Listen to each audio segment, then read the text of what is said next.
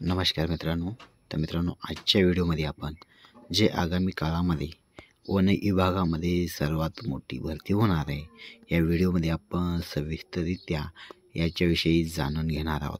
तत्पूर्वी मित्रांनो, महाराष्ट्राचे वनमंत्री आणि वन विभागामध्ये रिक्त असलेल्या पदांची माहिती घेऊन 1, 2 ते या ठिकाणी 4 महिन्यामध्ये नवीन भरती करण्याचे आश्वासन दिलेले आहे.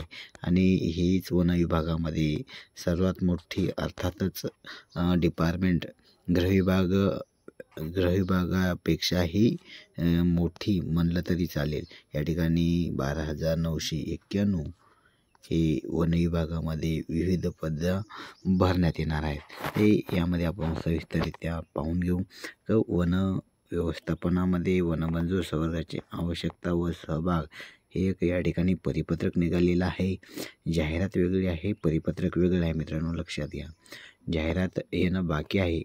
अगोदर एक आकृतीबंध किंवा अहवाल मागवित आहेत. आगामी काळामध्ये 12,991 जागा या ठिकाणी भरण्यात येणार आहेत. त्यामध्ये कोणकोणते आहे? शिपाई आहे, मदतनीस आहे, सफाई कामगार आहे, प्रिंटर ऑपरेटर आहे, रखवालदार आहे, रक्षक आहे, अशी विविध पदे यामध्ये येत असतात. त्यामध्ये आणखी शासकीय निवासस्थापने असेल, विश्रामगृह असेल, बाह्य यंत्रणेद्वारे भरायचे मनुष्याचे काम असेल, खानसामा असेल, शिपाई असेल, मदतनीस असेल, सफाई कामगार असेल, रखवालदार असेल, आणखी वनपाल असेल, असे बहुत या ठिकाणी पद रिक्त आहेत. त्यामध्ये वन विभागांतर्गत जे क्षेत्रीय कामासाठी फील्ड वर्क नियमित आवश्यक मनुष्यबळ, खालील कामासाठी मनुष्यबळाची आवश्यकता आहे असं सांगण्यात येत आहे.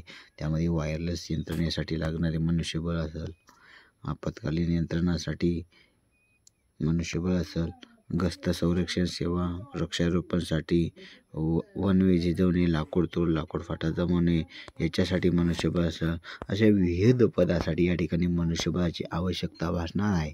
म्हणून वन विभागामध्ये तब्बल 12,991 अर्थातच 13,000 जागेची या ठिकाणी सर्वात मोठी या ठिकाणी अपॉर्च्युनिटी किंवा भरती होणार आहे. हे आपण लक्षात घेतलं पाहिजे. हे सुद्धा तुम्ही एक पत्र आहे, पत्राच्या माध्यमातून राज्याचे क्षेत्र 61,907 चौरस किलोमीटर असून त्या गावात प्रत्येक गावाच्या प्रादेशिक विभागाच्या अंतर्गत जी पदं येतात, जी त्या अंतर्गत जे वृक्षारोपण येते, याचा एक लेखाजोखा आढावा या ठिकाणी घेतलेला आहे. यामध्ये आपण डायरेक्ट आता जागा किती मंजूर आणि कोणत्या विभागामध्ये जागा मंजूर आहेत हे डायरेक्ट या ठिकाणी पाहून घेऊ. बाकीचे जे आहे या ठिकाणी तुम्ही पाहू शकता. याचे एक सॅलरी जर पाहिलं या ठिकाणी 15,000 ते 47,600 आहे. मूळ वेतन 15,000 आहे. महागाई भत्ता 6,900, घरभाडे 3600, स्थानिक पूरक भत्ता 90, वाहतूक भत्ता 1,000 आणि कायम प्रवासी भत्ता 1,500 रुपये अशा पद्धतीनं मिळून टोटल 28,090 एवढे मूळ वेतन किंवा सॅलरी असणार आहे. तर आपण डायरेक्ट या ठिकाणी आता तुम्हाला सांगितल्याप्रमाणे वनमजुराच्या आवश्यकतेबाबत आकडेवारी आपण थोडक्यात या ठिकाणी पाहून घेऊ. तर या ठिकाणी जे आहे नागपूर वन विभागामध्ये 342 या ठिकाणी मजूर आहेत आणि मजुराची आवश्यकता आणखी किती भासणार आहे? 189 भासणार आहे. नागपूरमध्येच वर्धा वन विभागामध्ये या ठिकाणी 168 मजुरांची आवश्यकता भासणार आहे.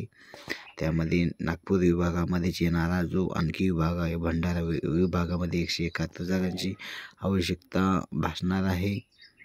त्यानंतर नागपूर विभागांतर्गत गोंदिया वन विभागामध्ये 205, नागपूर वन विभागांतर्गत जे पेंच व्याघ्र प्रकल्प आहे त्याच्यामध्ये 214 एवढं मजुराची आवश्यकता आहे किंवा कसे असल्यास संख्या ही भासणार आहे. त्या ठिकाणी आपल्याला दोन्ही या ठिकाणी आढावा घ्यायचा आहे. यासुद्धा गोष्टीचा आणि यासुद्धा गोष्टीचा आढावा घ्यायचा आहे. त्यानंतर नागपूर, वर्धा, त्यानंतर चंद्रपूर जिल्ह्यामध्ये जे आहे 33 जागा आहेत, 104 जागा मंजूर झालेल्या आहेत. अशा पद्धतीने जे आहे आपल्याला गडचिरोली जिल्ह्यामधील आल्लापल्ली, सिरूंचा, भामरागड, वडसा या ठिकाणी 202 जागा रिक्त आहेत. या ठिकाणी सिरूंचामध्ये 200, भामरागडमध्ये 18, गडचिरोलीमध्ये 363, वडसामध्ये 338. अशा पद्धतीने मध्ये अमरावती विभागांमध्ये सुद्धा मोठ्या प्रमाणात त्या ठिकाणी जागा रिक्त आहेत. अमरावतीमध्ये 443, त्या ठिकाणी मेळघाटमध्ये, बुलढाणा, अकोलामध्ये असे तिन्ही मिळून 443 जागा रिक्त आहेत. अमरावती वन्यजीव विभागामध्ये सिपना असेल, गोगामल, मेळघाट असेल, या ठिकाणी जो व्याघ्र प्रकल्पाचा भाग आहे या ठिकाणी 241 जागा आहेत. आणि बहुत सारे या ठिकाणी यवतमाळ असेल, बऱ्याच विभागामध्ये या ठिकाणी जागा रिक्त आहेत. यवतमाळमध्ये सुद्धा पांढरकवडामध्ये या ठिकाणी वन्यजीव विभाग यामध्ये मजूर संख्या 13 झालेली आहे. या ठिकाणी यवतमाळमध्ये एकूण 210 टोटल या ठिकाणी जागा भरण्यात येणार आहे. या ठिकाणी छत्रपती संभाजीनगरमध्ये सुद्धा तुम्ही पाहिलं तर टोटल 754 जागा भरण्यात येणार आहेत. त्या ठिकाणी नांदेडमध्ये 16 आहेत, जालनामध्ये 16 आहेत, परभणीमध्ये 21 आहेत.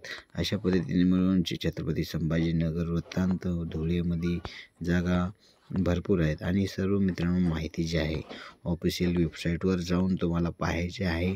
या ठिकाणी सर्व माहिती मिळून जाईल. आपण शॉर्ट एक पद्धतीनं पाहिलेलं आहे. तर तुम्ही अशामध्ये मिळून तुम्ही 8,446 ते 4,545 अशा मिळून 12,991 या ठिकाणी जागा रिक्त आहेत. आणि मित्रांनो, आय होप की तुम्हाला हे सर्व माहिती समजली असेल. आशा करतो समजली असेल तर व्हिडिओला लाईक करा, चॅनलला नक्की सबस्क्राईब करा. आणि मित्रांनो, आणखी तुम्ही वन विभागाची भरती होणार आहे याचा तुम्ही अभ्यास करत नसाल तर अभ्यासाला मित्रांनो लागा, कारण की ही एक मोठी ऑपॉर्च्युनिटी आहे. आणि यानंतर तुम्हाला गृह विभागामध्ये जे पोलीस भरतीसुद्धा हे होणार आहे. देवेंद्र फडणवीस यांनी सांगले की 10,500 आम्ही पोलिसांची भरती करू. हे सुद्धा एक दोन महिन्यामध्ये खुशखबर येईल किंवा एप्रिल महिन्यामध्ये पोलीस भरतीची जाहिरात येईल. म्हणून आपल्याला दोन्ही भरतीचा अभ्यास करायचा आहे. फक्त याच्यामध्ये इंग्लिश विषय असल्यामुळं त्याच्यामध्ये 4 विषय दोन्हीमध्ये कॉमन आहेत, म्हणून इंग्लिशचा या ठिकाणी अभ्यास करा. या ठिकाणी इथं थांबू.